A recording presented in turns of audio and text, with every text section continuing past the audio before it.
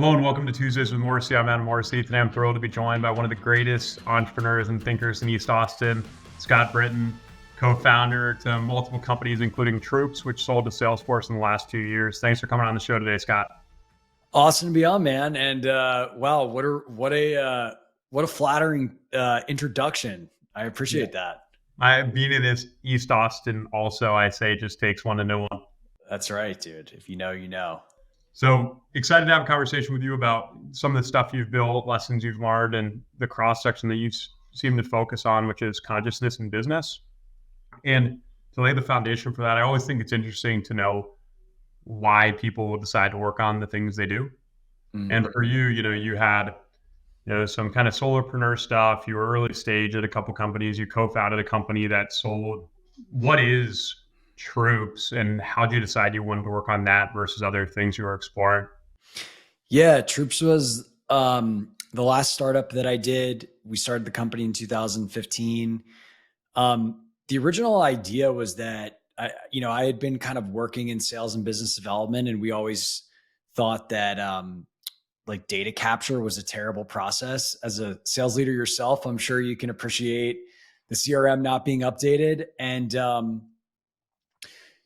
the real reason for starting the company was I just wanted to be an entrepreneur. Like I was just looking for a market opportunity, and that I thought that I could be in a position to build something that was a venture scale type business. And this was a problem that I had experienced myself. And so I think it was kind of your classic, like scratch your own itch type of business. And, we came into the market with like a bunch of hypotheses. And then it was really just through lots of customer conversations and kind of calibrating that with what was happening from a macro perspective that helped us create a vision. And that vision was, the original vision and idea was, what if it was as easy to update a CRM as sending a text message? And we had this notion that messaging platforms were going to be the new front end interface for software engagement and interactivity. Like instead of logging into Salesforce and logging into Workday and logging into this thing, like what if you could just do a lot of those tasks where you're already working, which for a lot of people was places like Slack and Microsoft Teams. So we effectively built a really robust platform that plugged into about 15 systems in the CRM ecosystem and allowed people to interact with their data. So you could detect changes in any of those systems, send them to people. You could add different types of actions where, if somebody needed to do something, they could be alerted and they could take the action right then and there. You could kind of customize it all to your unique business processes. And that ended up being the business. And, that was a 6.5 year journey before we ultimately ended up at Salesforce, which was our biggest integration partner. Yeah, super cool, man. Yeah, I definitely can relate to the pain, especially when you're in a high output environment. Logging that feels like carrying a ton of bricks. You said you wanted to be an entrepreneur. You also said it took 6.5 years. I'm curious to learn, number one, why you wanted to be an entrepreneur, and then two, how long you thought it would take. Why I thought I wanted to be an entrepreneur then is a little bit different than what I believe my motives were now. I think, originally I had a job. My first job was like working for a sports agency that represented pro baseball players. And I just found myself like just annoyed that like I couldn't just do what I wanted. You know what I mean? Like I just kind of was like, I want to be able to like push the envelope here and as far as I want to go. And I want to be able to have an idea and take action on it. And it seemed like entrepreneurs, like that's kind of what you did. I also would say there was an element of status. right? Like the Social Network had just come out. The movie, like you saw this uh, montage of like young people like working in a room and then like partying with all these people and like making all this money quickly, and that appealed to me. And yeah, so I think those were the original like ideas that I had around entrepreneurship. I think, as I've been on the consciousness journey, what I can see now was there was a huge part of me that felt a sense of deficiency, like a sense of I'm not enough as a person. And I had an identity. I basically tied an identity to being successful as a way to kind of invalidate that. Like that was a strategy that my ego came up with to basically disprove that. And so, yeah, I think frankly, the real reason was I had a lot of self-worth issues. And if I went out and I did this super hard thing that people thought was important and cool, it meant that I was worthy. And, it took me a long time to actually see what was going on there. No, totally, man. I appreciate that honesty. And there's a lot I can relate into as well. It is easy to just think that it's an exciting thing to do and it would be cool.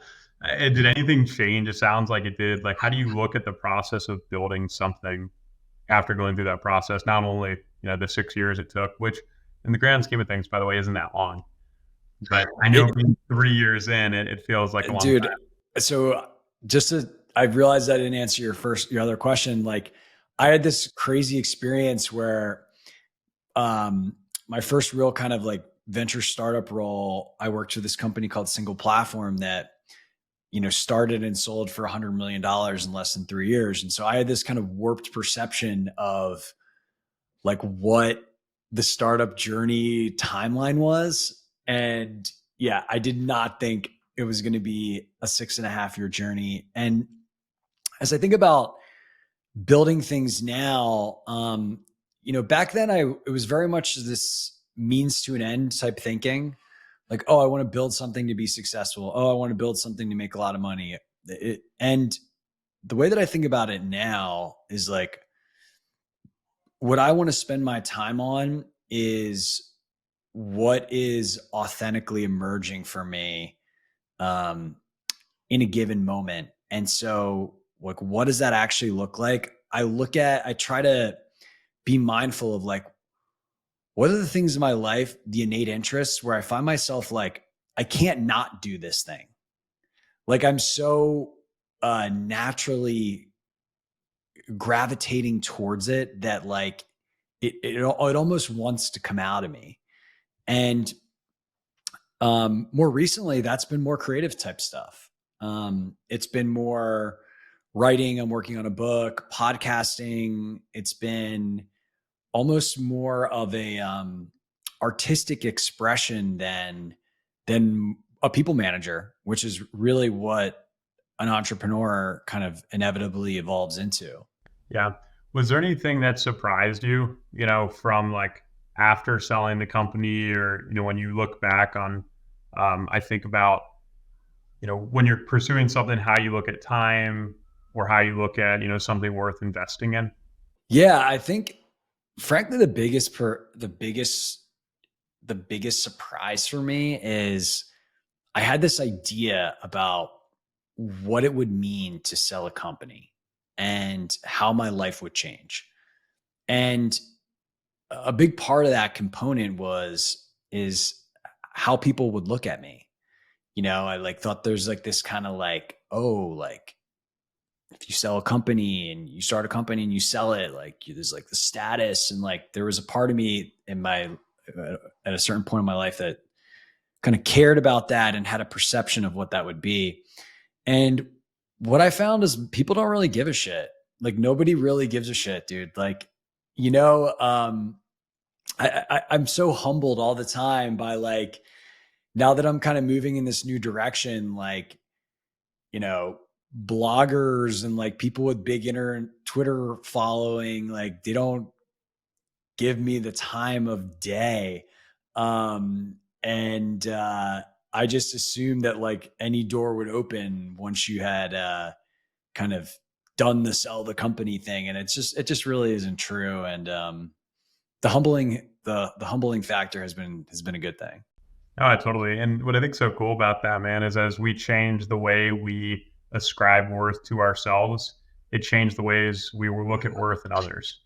I have a lot of conversations on here about, why is it so important to see the potential in people, and as being a leader and such, and like to not be evaluating others based on their status really opens you up to be able to do that. Yeah. And I think it's, it aligns with kind of how the definition of success evolves, where it's like, for me, it's like, I think it's kind of been on this trajectory of like, what do I have? What do I've done to who I've become? And it's really a way of being is how I think about like reaching my full potential, success. And that way of being, maybe it results in quote unquote, like material worldly success. Maybe it doesn't. That's okay either way, because the prize is really kind of how you engage the world and how you feel on a moment to moment, day to day basis. Yeah, I two things stand out to me there is one of my favorite quotes is from Emerson. It might be a poem from Emerson, but he boils down to how simple a successful life is. I'll just read the whole thing real quick. I think I have it please do. handy. This is what Emerson says on A Meaningful Life.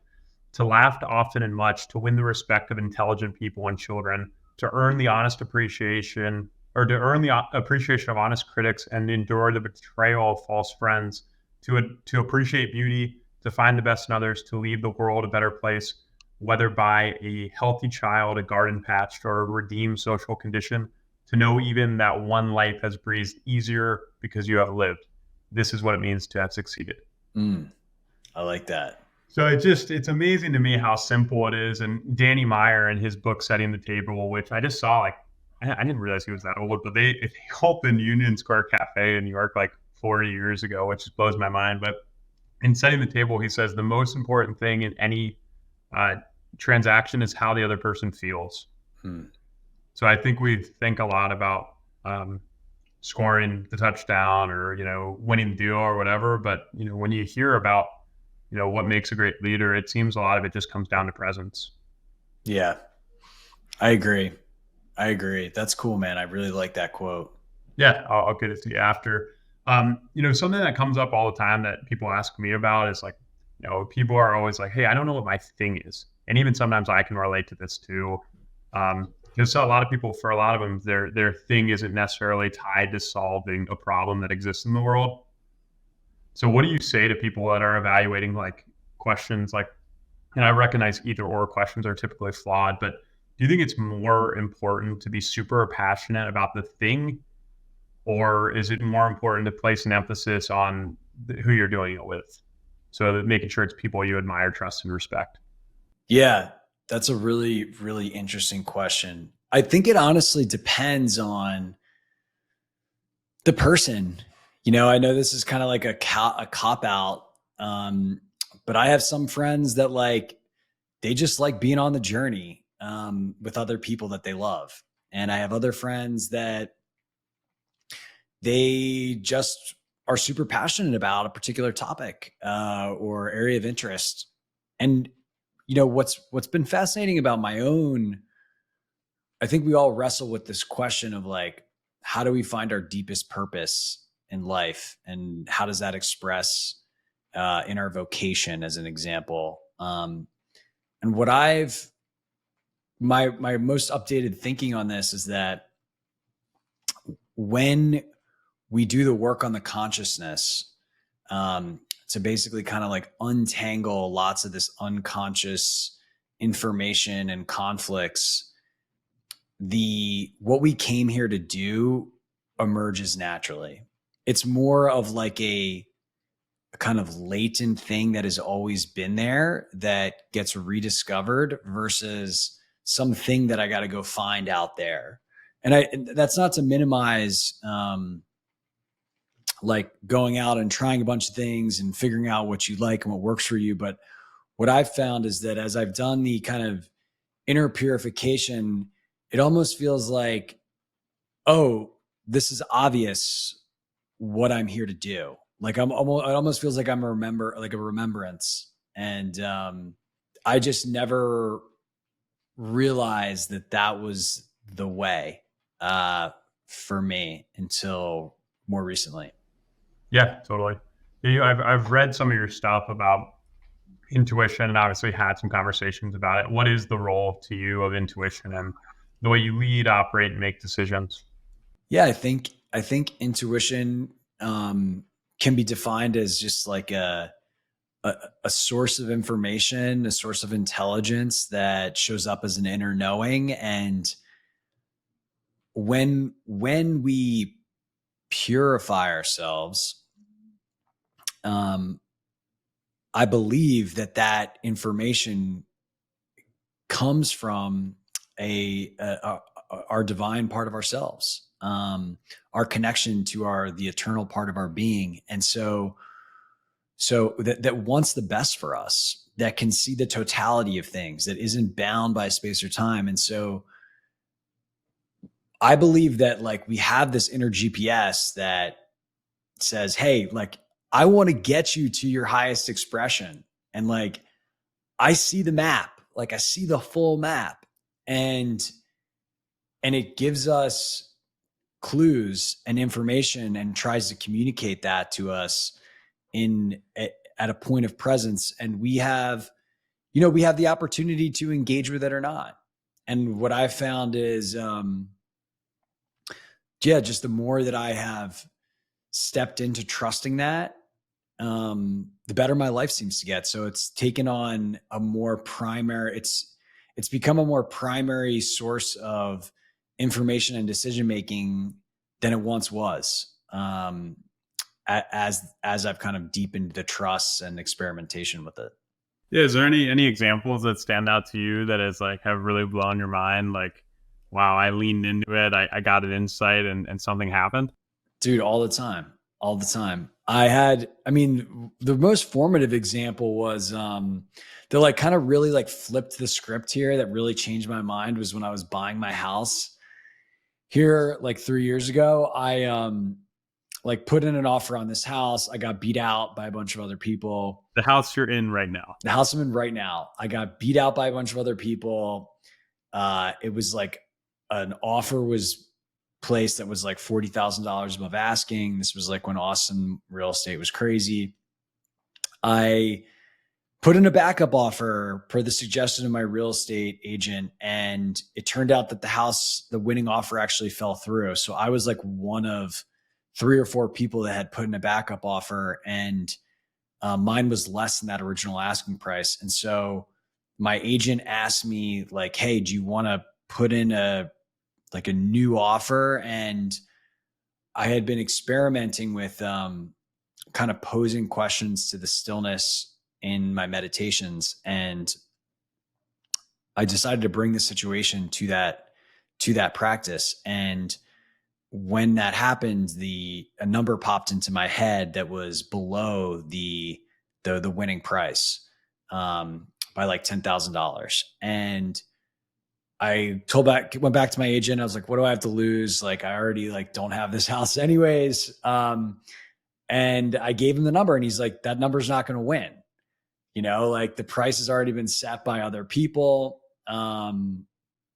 I just don't think you're going to get this house if that's what you bid. And I was like, well, let's just try this. And so I gave him that number, and the agent was right. I didn't have the highest bid, but for some reason, the builders chose me.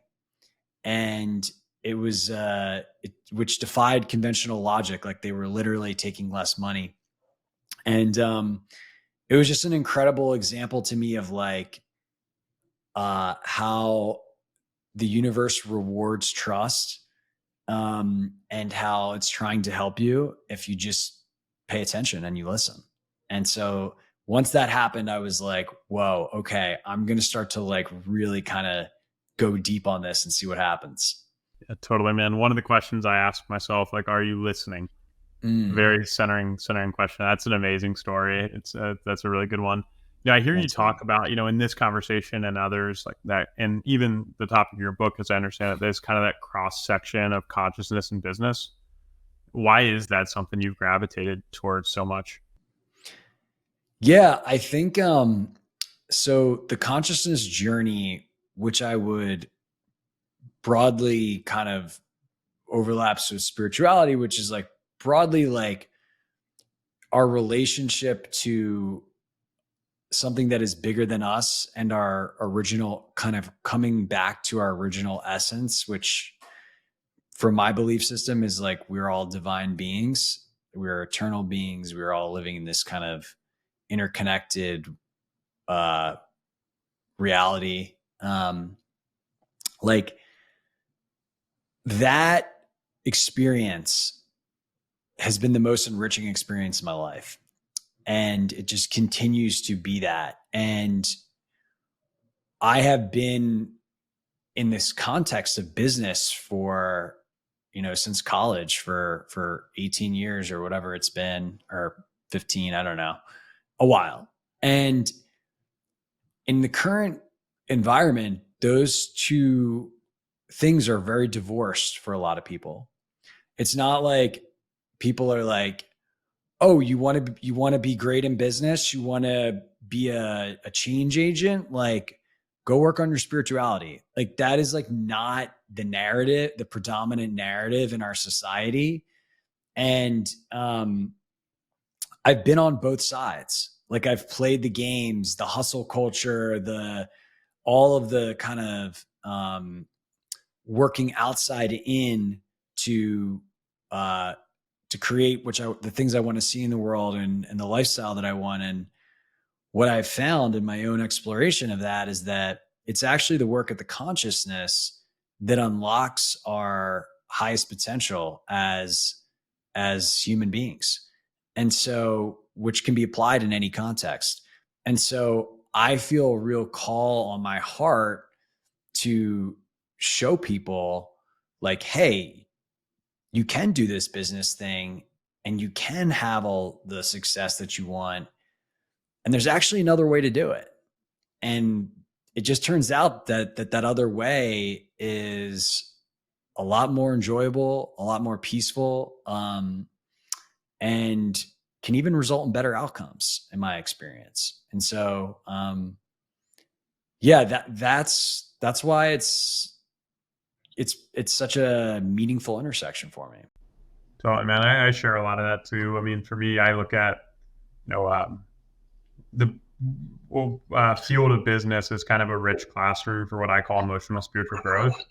And you get served all these things and all these opportunities to interact with people, and you have demands on your time and your stress, and it really challenges the way you show up. I had a guest a couple months ago named Olivia Fox Cobain. Right now, she's kind of at the forefront of like the alternative protein industry, which is kind of interesting. But Hmm. 10 years ago, she was like the leading authority on charisma.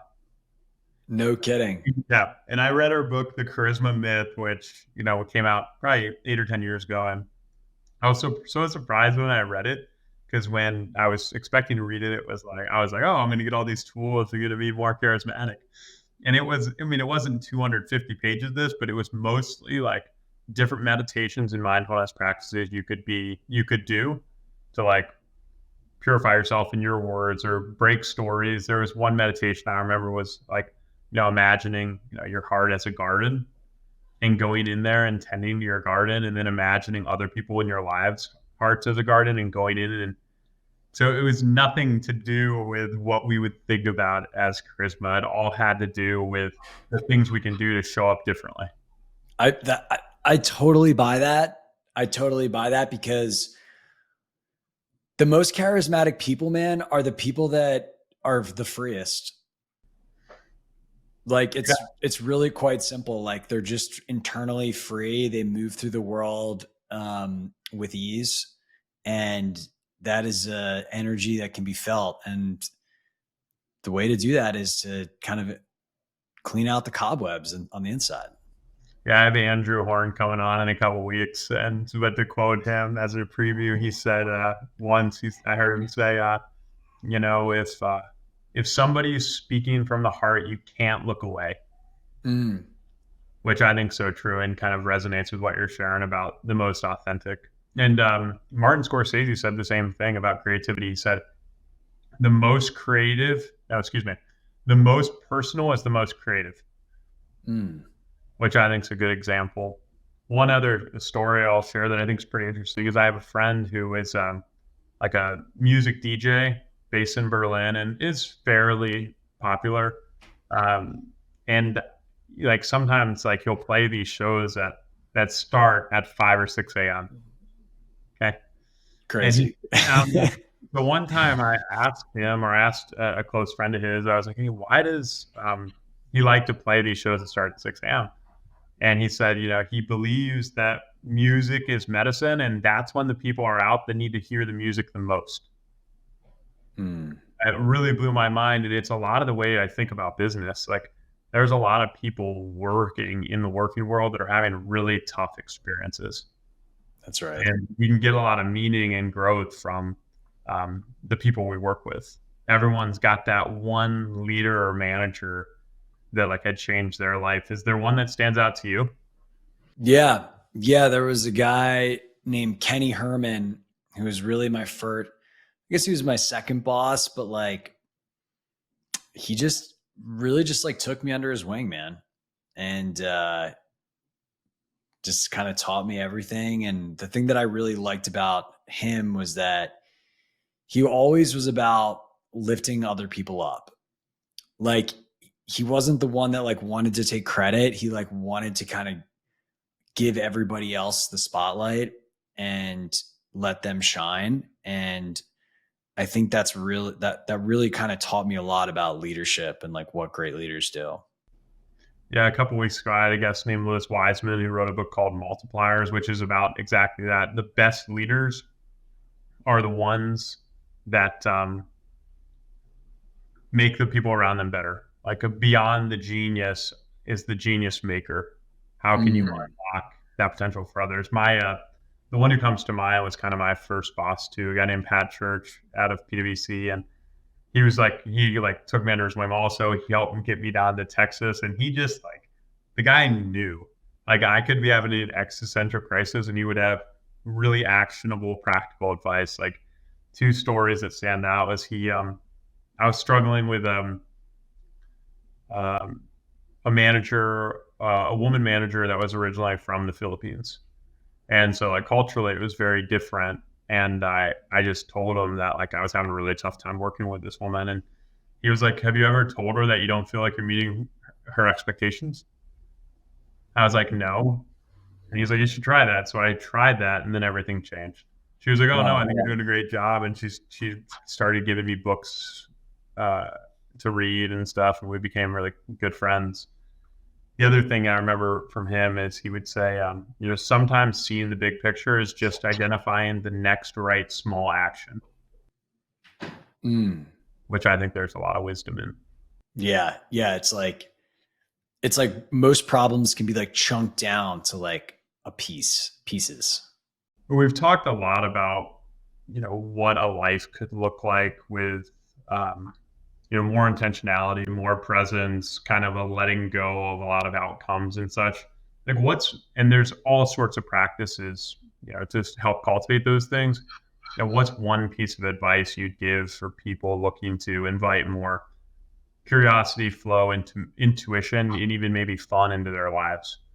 That's a good one. I think for me, like the biggest growth areas are are come when I see myself or I'm able to notice myself like disturbed or triggered by life, like when I'm uncomfortable with something. And so whether that's like I'm standing in a coffee line and that takes too long, or like something doesn't go my way and I'm frustrated, or someone interrupts me, like, and I find myself visibly frustrated, like all of those situations are indicative of some type of pattern or unresolved emotional experience that is causing that reaction.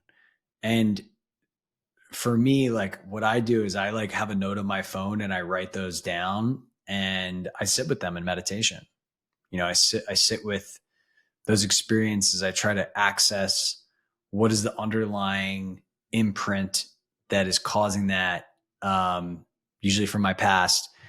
And I find that when you do that kind of transformation work, like things like intuition, things like being at ease, like they're just natural byproducts. Like it's why, like, I mean, I call it purification because I believe that we come into this experience actually quite free, quite intuitive. Like you look at little kids, like they're just doing whatever feels good. They are completely unobstructed.